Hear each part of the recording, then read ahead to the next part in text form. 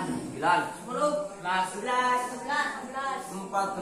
Coba dibagi bagi 2 saja, bagi 2. Coba. 7. Nanti 2, 3, 4, 5, 6. 7. Sama Ahmad ke sini. Ya, itu ke sini ya. Jadi ini kelompok 1, ini kelompok 2. Coba. Saya ingin kalian berdiskusi tentang materi yang ada di situ, yaitu tentang halaman 19 tadi, tentang cerita pendeknya. Apa judulnya apa? Coba Mas Ahmad, judulnya apa? Ceritanya itu judulnya apa? Halaman 19. Halaman 19, jawabannya apa? Coba judulnya. Coba ada halaman berapa? Halaman 19. Apa judulnya? Si Putri dan Pangeran Tampan. Si Putri dan Pangeran Tampan. Ya sudah, kelompok 1 dulu sampai setengah, nanti kelompok 2 setengah. Coba dibaca, nanti kalian berdiskusi itu isinya apa, ya? Coba, baca yang keras, baca yang keras. Di suatu hari di sebuah dusun yang jauh dari keramaian hiduplah seorang putri. Dia merupakan anak kepala kampung di dusun itu. Putri merupakan memiliki wajah yang cantik dan menawan. Selain itu juga berhati mulia. Dia sangat penyayang kepada manusia maupun makhluk lainnya. Karena kebaikan hati sang putri itulah banyak pemuda yang menaruh hati padanya. Namun keinginan hati mereka hanya dipendam. Tak ada keberanian. Bentar dulu. Gimana dengar? Tak ada keberanian mengungkapkan perasaan kepada sang putri. Padahal dia sendiri sangat berharap ada di antara pemuda yang mau menjadi pendampingnya, apalagi mengingat usianya yang sudah cukup dewasa. Tapi harapan itu tak pernah terkabulkan.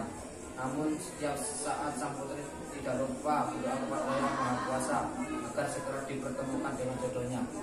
Pada waktu malam yang sangat dingin, sang putri bermimpi. Dalam mimpinya, dia bertemu dengan seorang pemuda tampan di taman dekat hutan halaman rumahnya. Lelaki yang dia lihat dalam mimpinya itu berkulit putih serta memakai pakaian kebesaran ala pangeran kerajaan.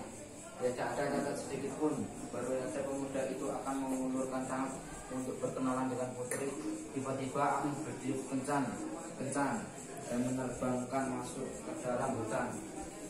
Sang putri menjerit. Dia kemudian terbangun.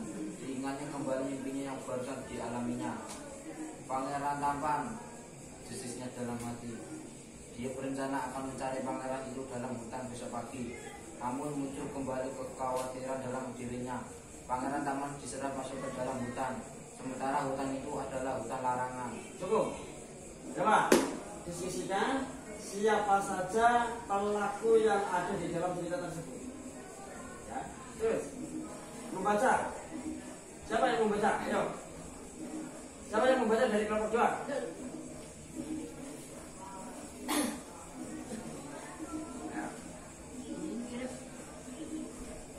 Sampai mana tadi?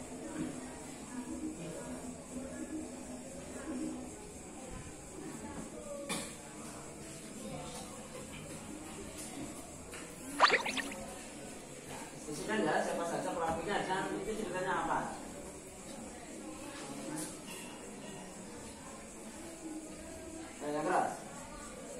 Orang dilarang bermain-main di sana. Jangan coba-coba masuk bermain di hutan sana, itu berbahaya. Di sana banyak malapetaka mengintai setiap ada yang berani menginjaknya. Begitu kata tetangga setiap mendekati hutan tersebut. Pagi-pagi sekali sang putri nampak rapi. Dia akan masuk ke hutan tatkala matahari sudah naik setinggi 7 tombak. Perlahan-lahan dia mendekati hutan terlarang dekat taman. Dia melesat masuk ke dalam hutan. Hilang rasa takutnya seketika di hutan larangan. Yang dia harap hanyalah agar bisa bertemu dengan pangeran tampan seperti dalam mimpinya.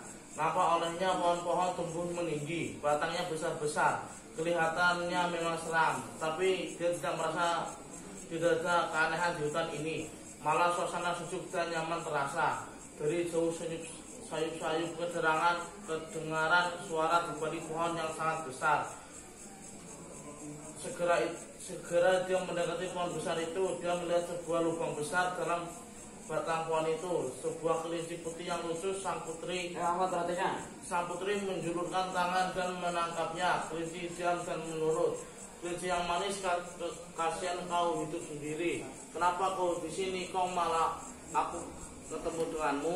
Kenapa bukannya pangeran tampan seperti yang kutemui dalam mimpiku? Katanya kepada kelinci. Kelinci hanya geleng-geleng kepala. Sang putri kembali mendengar ada suara mendekat, bukan suara kelinci itu.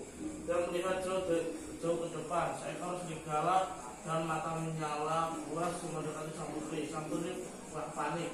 Dipegangnya erat-erat kelinci dan berusaha lari keluar hutan. Tapi serigala malah mengejar sang putri. Semakin mendekat serigala itu kepadanya, dipercepat larinya. Tapi alhasil dia dijerat rumput yang tumbuh menjalar dari terjatuh. Cukup. Jadi kelompok 2 disisikan siapa saja pelaku yang ada dalam video tersebut yang Mas Idun baca. Dan juga yang kelompok 1. Ya. Kami berikan waktu 5 menit. Coba aja tadi berarti. Sudah. Jadi kalau siapa saja yang kalian baca tadi ada siapa saja pelakunya? Si Putri dan Si Putri, pangeran tampan. Tidak. Yang kalian baca tadi? Ya. Nah, berarti ya. Terus, dari kelompok 2 siapa saja pelakunya? Si Putri, kelinci, Si Putri, kelinci dan serigala. Terus ada lagi apa saja? Jadi itulah salah satu manfaat dari pembacaan hari. Apabila ada salah satu yang membaca, apabila yang lainnya mendengarkan dan yang lainnya paham, itu bisa menjelaskan. tahu, yang lain itu tahu apa isi dari bacaan tersebut. Tidak ada salah satu yang membaca nak. Ini sudah salah satu yang sudah membaca nak. Mungkin ada itu jadi kesimpulannya. Membaca nyaring adalah membaca dengan mengataskan suara sampai orang lain mendengarkan dan memahami bacaan. Ya paham ya? Jadi mungkin hanya itu pertemuan pada kali ini. Buka halaman 21 itu untuk PR kalian di rumah ya. Kalian di rumah dikerjakan besok. Oke siap? Itu mungkin ada yang ingin ditanyakan dari kalian? Ada? Ada ya. Mungkin hanya itu. Dan semoga pembelajaran pada hari ini mendapatkan manfaat dan itu dari Allah Subhanahu wa taala. Amin. Ya, siapa yang mungkin berdoa untuk menutup? Tapi sejak apa yang kedua yaitu Arif. Sekarang waktunya siapa? Ayo. Jadi doa penutup.